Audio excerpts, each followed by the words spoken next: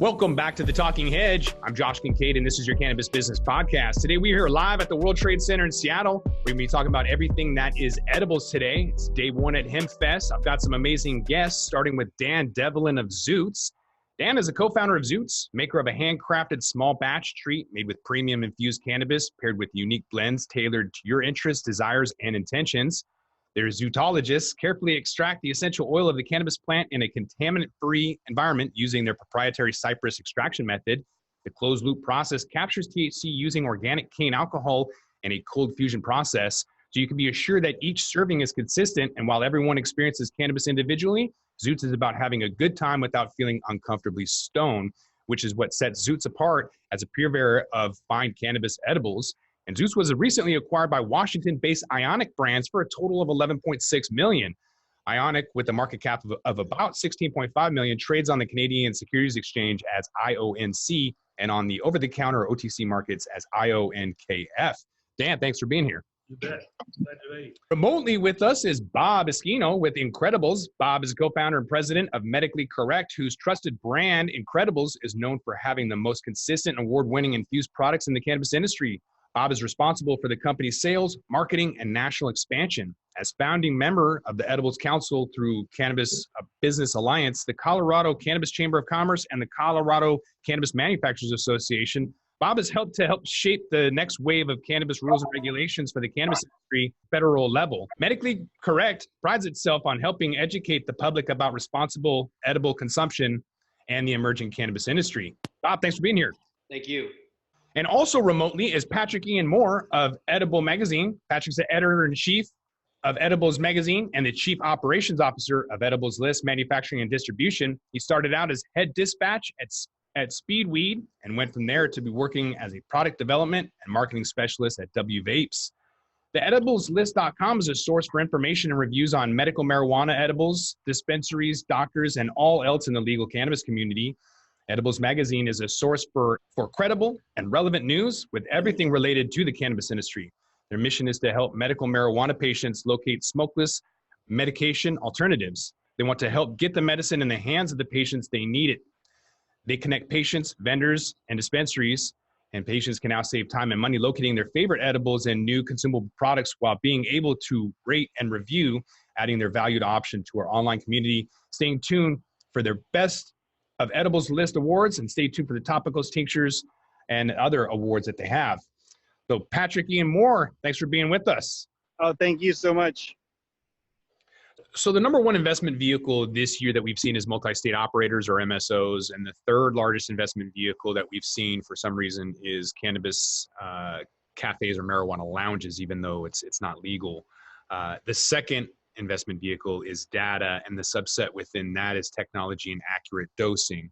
And so the consistency is what people really want to ensure that they're going to have a consistent effect.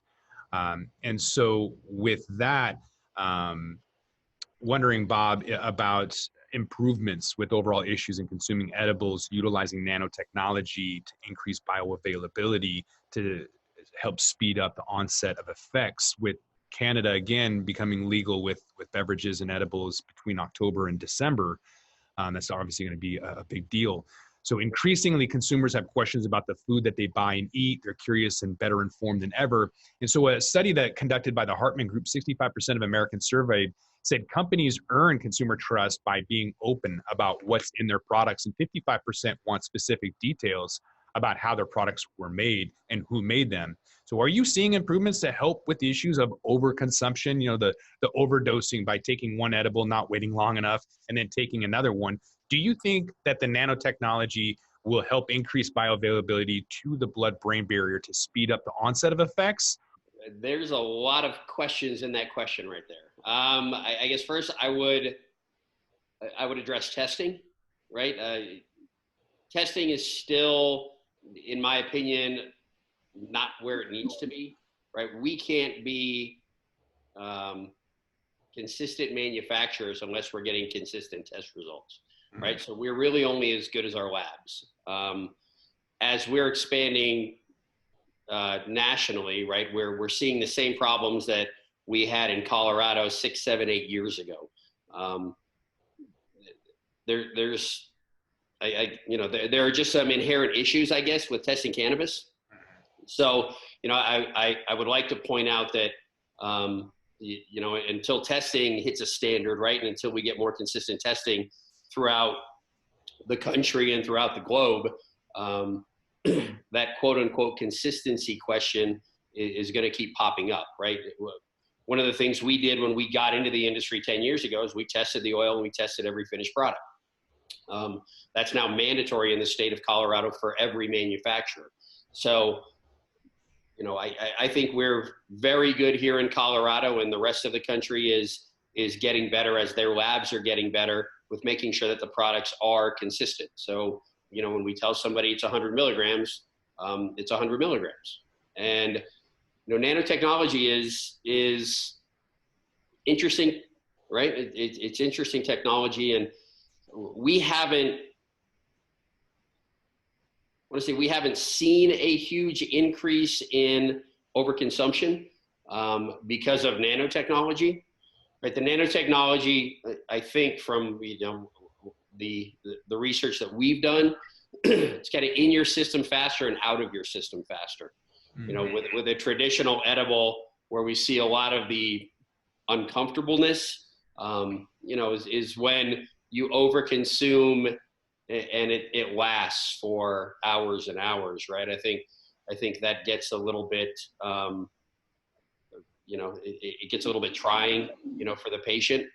So, it's something that we've addressed here in Colorado, I think 5 years ago now. We had, when rec hit, we had a lot of people over consuming, and the industry took it upon themselves to create edibles education cards. And, we printed those out and we got them in the hands of every dispensary, and we helped train every bud tender who was working at the time to say the right things, because, at the time they were all coming from the medical side, and, you've got a bud tender telling someone new to cannabis that, it's 100 milligram bars. I can eat 100. You can probably eat 50, when in reality, you should probably be starting at about 5 milligrams, and you should wait for a good 2 hours to see how it affects you before you add any more cannabis into your system. So we've gotten that message out, year after year after year here in Colorado. And I think we've done a really good job at preventing overconsumption.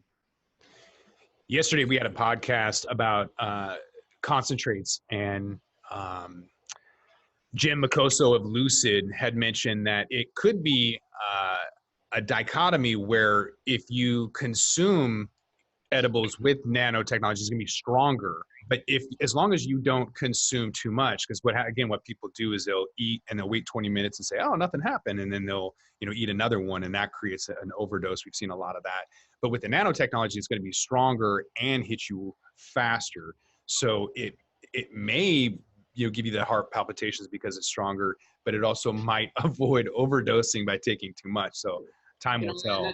It's the same thing when you're talking about any controlled substance, right? You talk about alcohol.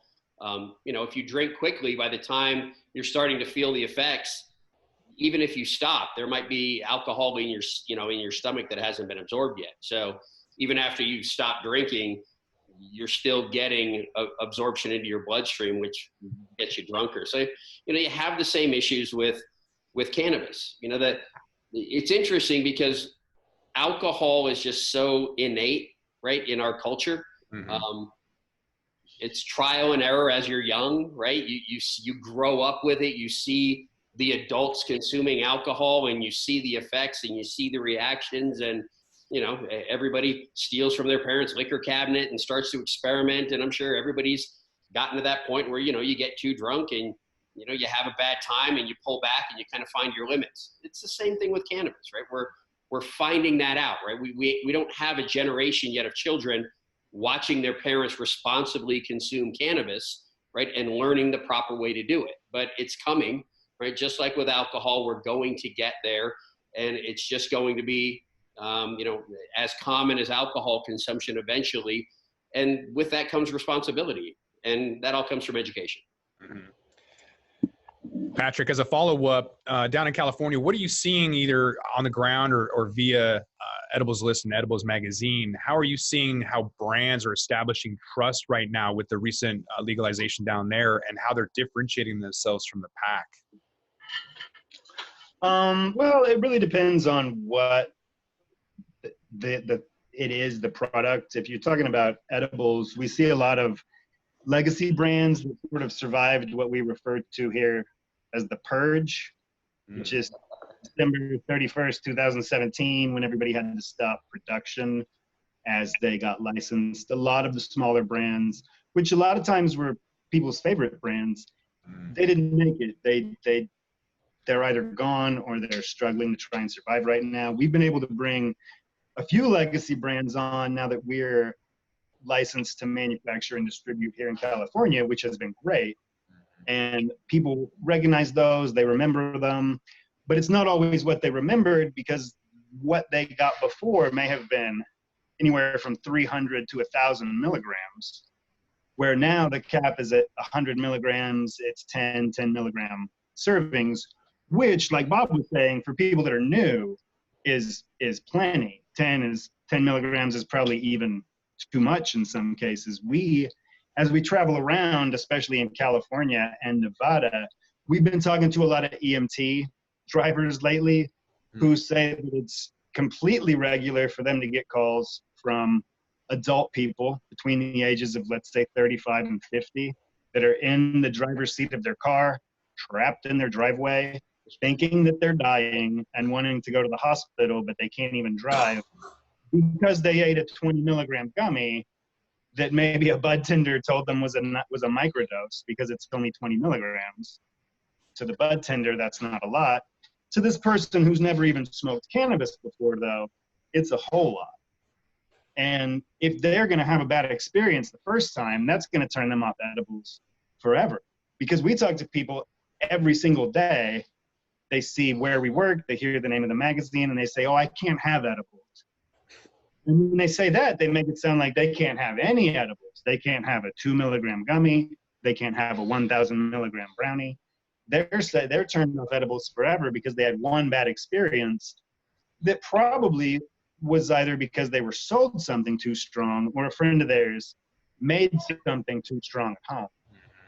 So as far as brand loyalty and establishing trust with people, the brands that do their best to educate the consumers are the ones that we're seeing build a lot of trust. If your product has a lot of information on it, if you have a website with a lot of information, educational tips and tricks and the history of edibles and cannabis, if you have videos about making recipes or just how to infuse or how to use, those are the kind of things, a lot of that's done through social media, where the brand is engaging with the user to help educate them so that they have a safer, more pleasurable time using the product, especially if they're using it for some kind of healing purposes.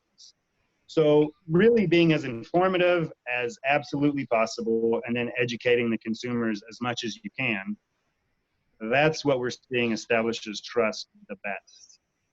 But getting the new brands out there is a challenge, because there's still the gold standard of edibles that everybody recognizes all of the time, because a lot didn't survive and a lot are new. So with that, we're going to roll this one up. I'm Josh Kincaid. This is the Talking Hedge. I want to thank my guests. We have Bob Eschino with Incredibles. Also remotely is Patrick Ian Moore with Edibles List and Edibles Magazine. And also here is Dan Devlin with Zoots. Congratulations on the recent acquisition, by the way.